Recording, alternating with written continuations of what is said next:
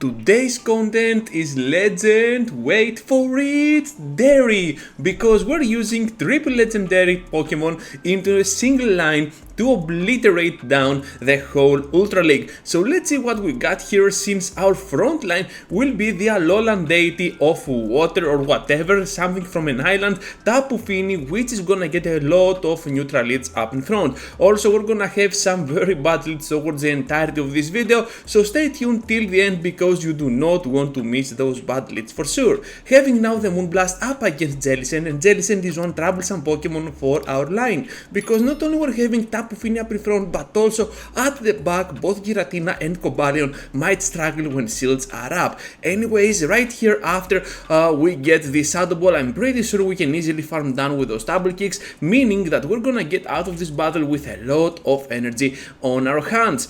They have a Virizion, which is kinda bad for us, so we'll try to catch one move on my Giratina, and let's see how they want to respond to my switch over here. It is gonna be the Registeel at the back. We are so immensely good at this point on our position because we can tank those moves with this and still land the Shadow Force. Also, no debuff applied from that Zap Cannon. This is something that doesn't happen quite often on for my opponents. And right here another Zap Cannon is imminent. You know what? We can definitely survive and still reach to the Stone Edge for some reason. I do not know why I did that. Do not do that, trainers. Just go with a Sacred Sword and you're gonna be just fine. All that energy lost, about two double kicks worth of energy, which is pretty bad. But anyways, we can still rely on our Giratina to finish them off, because here comes now my Dragon Claw, and all of a sudden they have a Wincon, which is pretty bad for me, and I have to respect the damage here, to be honest, so I have to block and then commit to the farm down. I'm pretty sure I can win the Simpy here, so we can reach now to that Shadow Force. They had no reason to get to their move, they had no energy at all, so here comes now the Shadow Force to finish them off, and this battle could have been much easier if we just could go for the better outcome with that not Stone Edge as our move.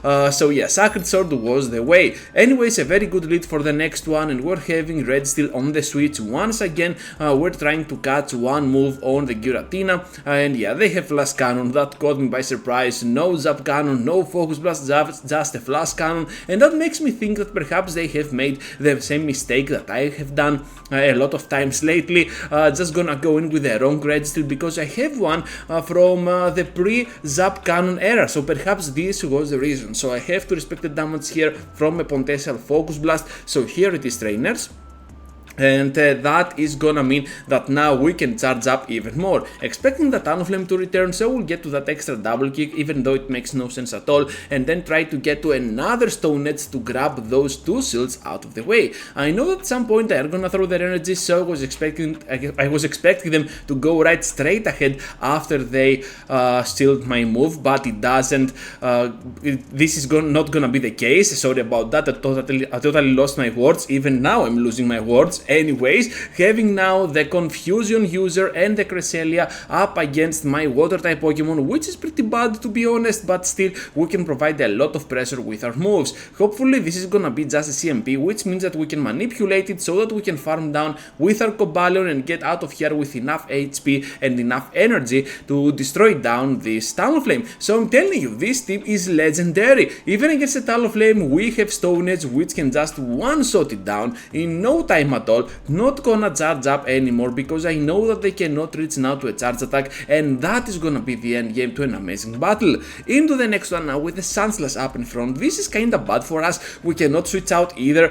Even though we have Cobalion, we still have Giratina, which is gonna struggle a lot against this Pokemon, so all we have to do is to sacrifice here our Pokemon. All I want to do at this point is to go ahead and pressure with our Surf, and if we got the shield in the process, this can work towards our advantage. It seems like they are shadows, so they will get more damage than usual from my water guns, so I want to take advantage of that and try to pressure for a shield. They are gonna switch out right after they throw. Now this Golisopod is getting super low, and I'm pretty comfortable switching in there with my Giratina. I am also pretty sure that I can kinda completely farm down, getting out of here with a complete Shadow Force ready to go. Even if they return to the battle with that Sandslash, I have to go for the Shadow Force, so as soon as I see on the upper right corner that typing, I will press that Shadow Force before they do anything weird. So it is gonna be that Sunslash returning for the final time into this battle, and right after we will try to catch one move on the Tapu Fini.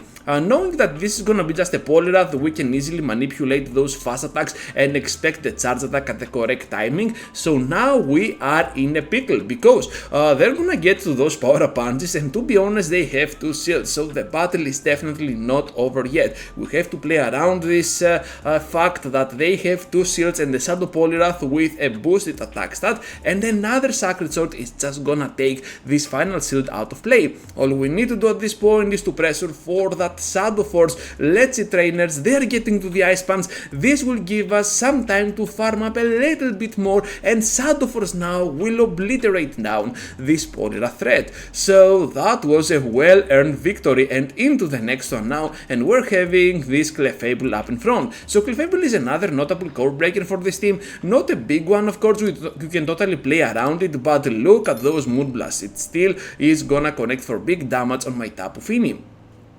So Surf here is just gonna do some cheap damage, but definitely one more can threat it out of existence, and that's why I like Tapu Fini up in front, able to get to the Moonblast range and then go for one Surf and a little bit later to another run, getting those shields pretty easily. So at this point I'm pretty comfortable by blocking and still completely farming down with my Giratina, knowing this is gonna be just a Moonblast, and since we have Shadow Force, no one is gonna expect at this point. Here comes now that Swampert, and of course Shadow Force is gonna connect for big damage on that Pokemon. I will not switch out yet, just gonna try to block the Earthquake. I was expecting it right straight ahead, to be honest. Most people were gonna throw at this point. So here comes now my Dragonclaw. This will try to provoke a shield, but they want to keep it. At the back there is gonna be the Registeel, and of course we have now an amazing win condition, even though we are shieldless and they have one shield, because Shadow Force is coming up. Of course they saw it from before, they are gonna block now, but I could not avoid it. There was no risk in my turn to go for the Dragonclaw bait, and right here I'm just gonna get to those Sacred Swords. I know that from a full HP scale this Focus Blast will never be enough to finish me off, so I'm just gonna take advantage of that, and of course now Registeel will be no threat at all, since I'm reaching to my final Sacred Sword to finish it off with ease. Into the next one now, and we're having Tapu Fini against Jellicent. So this one is kinda tricky, of course, as you saw before in the start of the video. Jellicent is kind of a notable core breaker for this team. However, we can still play around it, and let's see together how this is gonna unfold, because a Shadow Ball is coming up. Perhaps you need to block the first one if you're a Tapu Fini, because most people are gonna get obviously to a Shadow Ball, but as it seems here, we can get the debuff on them, which is pretty neat. This will give me a lot of energy on Giratina. I'm not expecting a shield, they can still reach to the Shadow Ball, but after the debuff I'm pretty comfortable that we can survive over here.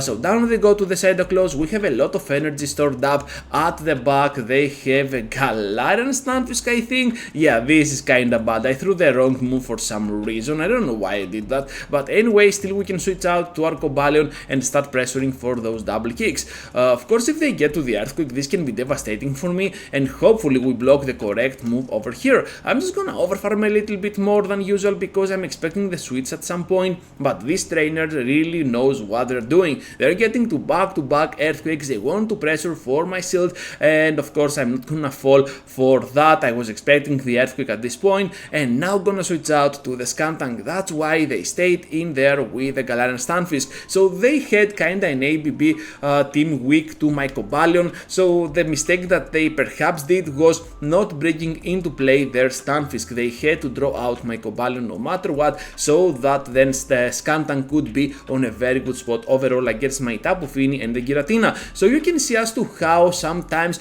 you can play around some very bad or very good leads. It's all about skill and not about the algorithm or whatever. So yeah, my opponent here could win, but we won instead, and yeah, reading the opposing line is most probably gonna be one of the best things that you can do overall. So trying to catch here one move on my Cobalion, as it seems we can do that successfully, and to my surprise they get to Thunder Punch. Most people for some reason get to Brutal Swing for the first one. Perhaps they do not have Thunder Punch at all, I don't know, perhaps they're running it with Brutal Swing and Focus Blast, but this one has definitely Thunder Punch, and they can still threat us to no HP with the next one. So by blocking here, we can guarantee that we can take a few shields out of the way with our moves. So here comes now the next Sacred Sword. No shield to my surprise. Okay, so they want to farm down here with Virizion, and this is looking pretty promising for me because we might go down, we might have the shield disadvantage, but we have the better alignment on our teams because now they have a Cobalion on the back, and of course our legendary Pokemon can return into the battle, our legendary leader, because whenever I say legendary on this team, I might mean any of these three Pokemon. But anyways, we can land the Moonblast. We have now Surf to do cheap damage on that Cobalion, and of course they are kinda forced in throwing here. They know we're getting pretty close to another Surf, so down we go to the Sacred Sword. Doesn't matter what happens here, I'm just gonna block the Stone Edge because this is the most damaging move that they can throw. And at this point I'm just gonna go ahead and spam those Dragon Claws, I believe, because at some point we might get a shield or two out of them. So yeah, they will back out, just do that. And right after I'm just gonna reach to the Shadow Force, as it seems they do not even have Stone Edge on their Virizion, and that is gonna be a great game for our Giratina. Look at that, trainers, absolutely wonderful. I know that this is an AFK battle, but of course I had to showcase it because the entire battle was pretty nice and we totally flipped around any battle that we had with this team. Into the next one now, and we're having the Pidgeot coming up into our final battle, as it seems. So Feather Dance here is just gonna debuff our Pokemon, and whenever I see a Feather Dance right straight ahead, I always switch out to my Giratina, even though we're getting weak to that Pidgeot. Of course, I'm gonna press immediately my Dragon Claw because I had the feeling they're gonna get to the Brave Bird. So with that in mind, I can easily pressure for a shield. So here comes now a move, and perhaps I could block here and still reach to the Shadow Force. I was thinking about it, but then I thought again, and I had a Tapu Fini with loaded on energy. So a Surf here can definitely do a lot of damage on that poor Gliscor, and because they have only Night Slash at this point, this is no way to be. There is no way to be something like an Earthquake so early. We can definitely finish it off with our Surf and then have a lot of energy to spare on that Pidgeot. So Moonblast instead of Surf. I was not expecting the shield, but anyways, now they're gonna get to the Feather Dance, and of course now I can switch out to my Cobalion. Well, right here this is kinda weird because we can definitely win this one, right? They have no shield, so we have to, and that is gonna be a great game to end this video, as it seems. They're not gonna switch out, actually leave the battle. They're just gonna stay until the end of times, but as it seems all we need to do is to get to the Stone Edge and finish off the Pidgeot. Even though we're debuffed, I'm pretty sure that the Stone Edge from this HP range is still gonna be more than enough to finish them off and grab for us the final victory for this video. So thank you for watching, trainers, and for staying till the end. Just be sure to leave a huge like before you go, and of course consider subscribing to my channel if you want to see more of my content here on YouTube. With that said, I have two videos for you to check out, so feel free to do so, and I will see you all into the next one.